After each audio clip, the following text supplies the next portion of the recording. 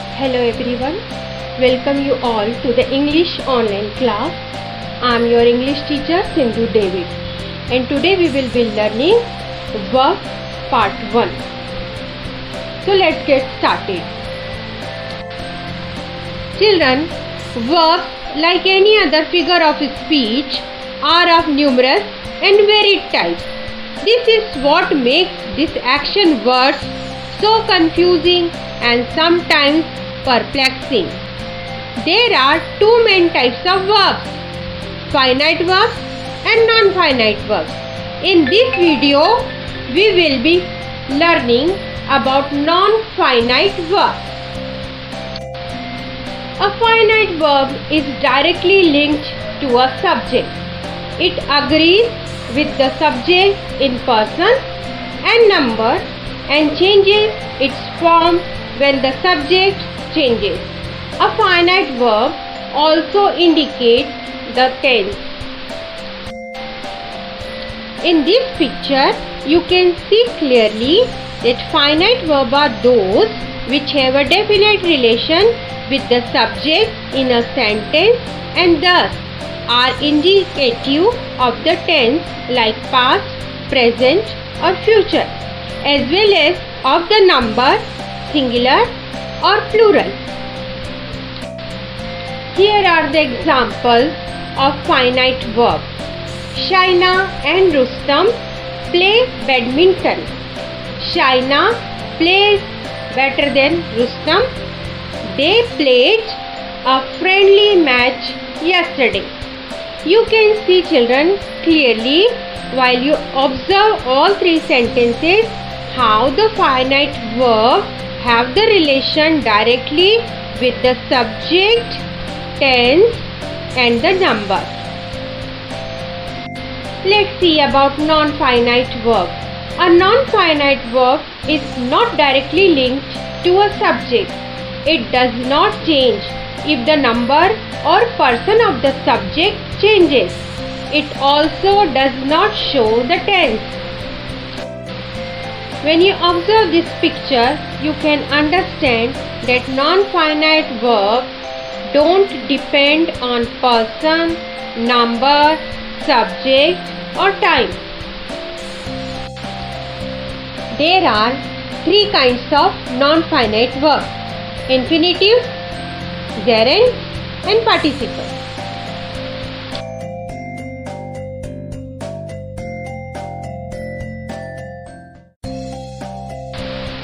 Do remember, children, modals are also non-finite verbs because they do not change if the subject changes.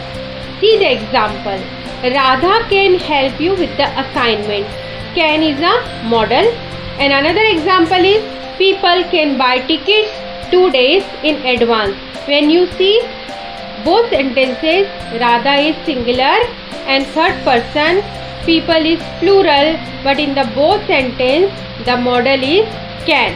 It means modals are also non-finite verbs because they do not change if the subject changes. It can be regarded as the most basic or rudimentary form of the given verb. It may be a noun, an adverb or an adjective. There are two kinds of infinitives: true infinitive and the bare infinitive.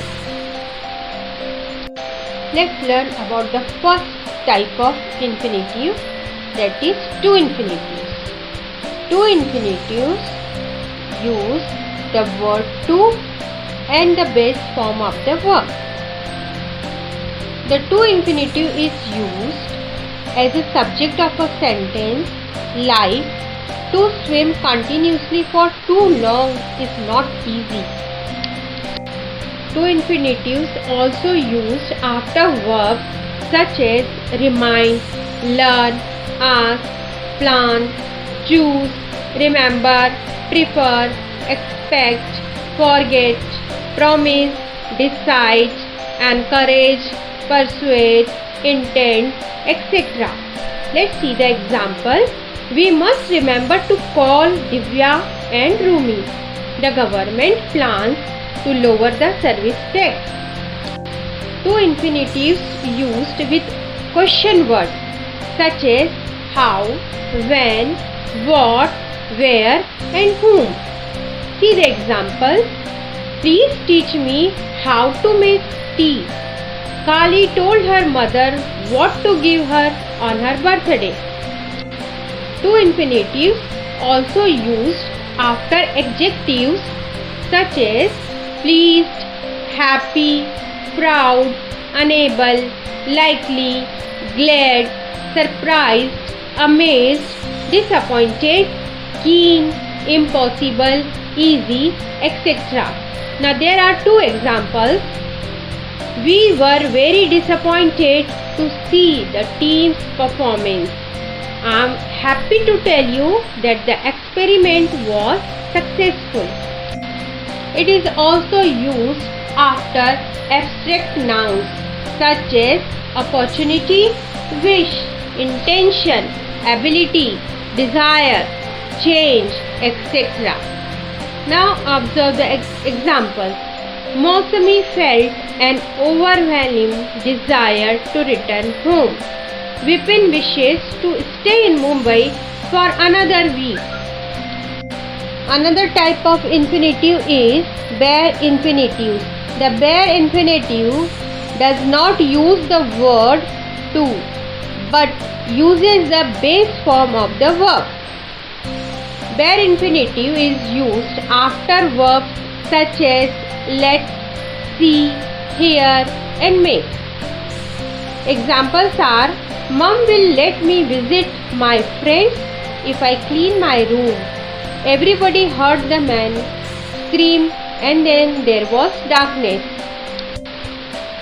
Bare infinitive is also used after auxiliary verbs. You must visit Humayun's tomb when you come to Delhi. I did not see Himani in school yesterday.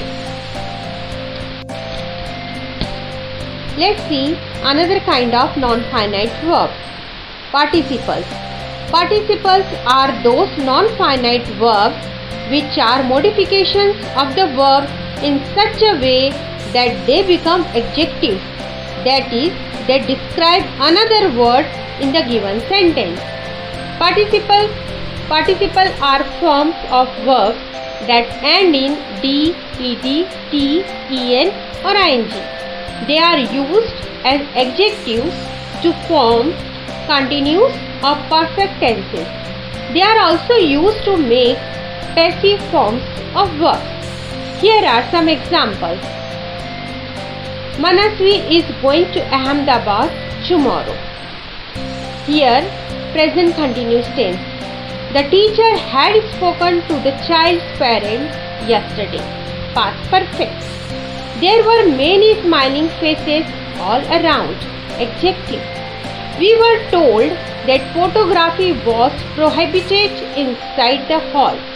Passive. There are two kinds of participles. First, present participles that end in ing. Examples, we are going to Shimla next month. Another example, I haven't seen a stick walk, but I have seen a walking stick. Second kind, past participles that end in d, ed, t, en or n. Like, Tushar opened the door slowly. The burnt paper could not use as evidence. Let's see the third kind of non-finite verb. Gerunds. Gerunds are those non-finite verbs which are actually modifications of the verb as a noun. Gerunds are words formed from verbs. They end in ing and function as nouns. A gerund can be used as a subject of a sentence, like hunting is an illegal activity, or as an object of the verb, my father has given up smoking. Gerund is used as a part of a compound noun like singing lessons, jogging suit, polling booth. It can be used as object of a preposition. They went for a walk after finishing tea. That's all about this video. In my next video, we will be learning about finite verbs.